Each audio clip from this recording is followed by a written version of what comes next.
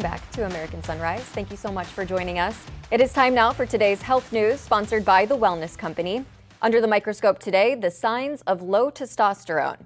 The main signs of low testosterone include decreased sex drive, increased body fat, depressed mood, fatigue, and several others. And treatment is not always the first option recommended. Sometimes doctors will tell patients to look at lifestyle first, such as diet and exercise, and see if that remedies the issue. Then treatments can come in forms such as gels, injections, and other options as well. For more on this topic, we want to bring in the director of Epigenetics for the Wellness Company, Dr. Ben Tapper. Thank you so much for being with us this morning. Low testosterone is an issue that we're hearing about more and more in the news, on social media as well. How big of an issue is this for men in America today? How common is low testosterone? Well, it's really a silent epidemic now. I mean, more men are suffering with low testosterone than ever before. You have to wonder why that is. I mean, just in the last few decades, we've seen testosterone levels drop more than 50% in men. I really think there's a war on masculinity and war on manhood, really. I mean, the data shows, such a huge reduction. And again, it's an epidemic. And so some of the common signs, right? We went over some of them, a decreased sex drive, maybe gaining weight. How do you know if this is low testosterone or it's not something else? Well, really, the number one sign in testosterone in men is really fatigue. Low sex drive, like you said, but also a decrease in muscle mass, depression, brain fog, all those things, irritability. Are correlated to a low level of testosterone. And so, how many men right now are struggling with fatigue or low muscle mass or just irritability? I mean, it's really more now than ever before. And, and I see it in the clinics, I see it just around. And how many men are just jumping to go get, testosterone injections. And that's not really something I'd recommend either. So it's a real problem. So what would you recommend? Are there any natural options? There's a ton of things you can do. First of all, we need good sleep. We need good rest. There's things that we can do in the weight room. We need to hit the weights again. I mean, I believe that we need to take care of the body. We need to eat well, move well, think well, pray well when we can be well, and that will help elevate testosterone, work the big muscle groups in the body. Good supplementation. Vitamin D is important. Vitamin D is a hormone. It's not really a vitamin. There's supplements you can take, like there's the Tongkat Alley, which is a very, very powerful supplement. The Wellness Company has one of the best supplements you can take. It's called Mars. It actually is naturally designed to produce testosterone in the body. It has boron, zinc, and has Tongkat Alley, or I'm sorry, the horny-gortweed and shilajit powder. But it's very, very powerful in raising testosterone levels in the body. Highly recommend getting on that. Yeah, great. There's a ton of options to be able to try and see what works best for you. I do want to get your take on this as well. President Trump's push to get pharmaceutical manufacturers to move back to the United States. It's been a high-profile issue over the last few months. Are we right to understand that the vast majority of drugs like ivermectin that is sold is actually manufactured in China? Most of all ivermectin is produced and manufactured in China, which is a scary, slippery slope, if you ask me, because it just goes to show you our dependency on China's manufacturing these drugs. What happens if we go into a war with China? What happens to these drugs coming overseas? So there's a real issue here with the supply. And so I think that we need to break that dependency, and get away from, supporting the manufacturing of China for these drugs. So it is a real issue and a real concern, but majority of drugs are manufactured in China. Yes, that is a correct statement. So if people want to get American-made ivermectin, where can they go? Well, I say go right to the source. TWC has, American-made ivermectin. It's manufactured right here by trusted manufacturers here in the States. So I highly recommend going right to the source.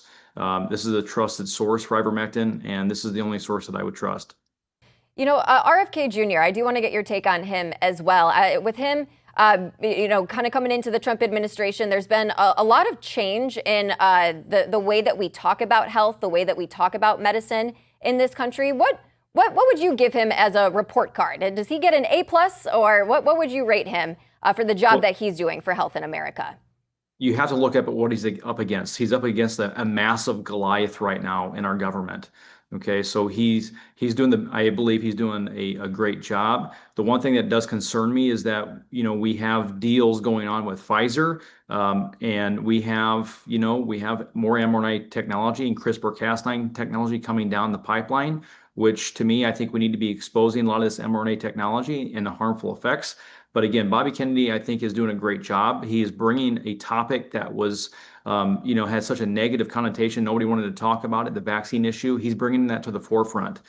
He's bringing the whistleblower CDC William Thompson to the forefront and to the table and having conversations. He was a whistleblower back in the day, talking about how the CDC is doctoring and tailoring studies to show desired outcomes. So I think Bobby Kennedy is doing a great job. I think we need to support him. He's up against the Goliath and a lot of evils and corruption in the world and the head of the cartel, which is Big Pharma. So he is trying to, shine the light on this corruption, and which is long overdue. Long overdue, absolutely. I think it's great that we're finally just having these conversations. Before, in the past, especially, I think the pandemic really magnified this. It was that you couldn't even have conversations about stuff in the medical communities. Cold and flu season is coming up. I'm wondering, as we're continuing these conversations, do you have any advice for how to keep yourself healthy?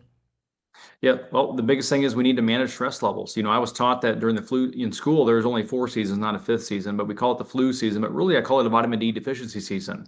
We enter the holidays, we have more sugar, we have more stress than ever before. So we need good sleep, we need to supplement, move away from that toxicity and deficiency into purity and sufficiency. And we do that with good food choices and good supplementation.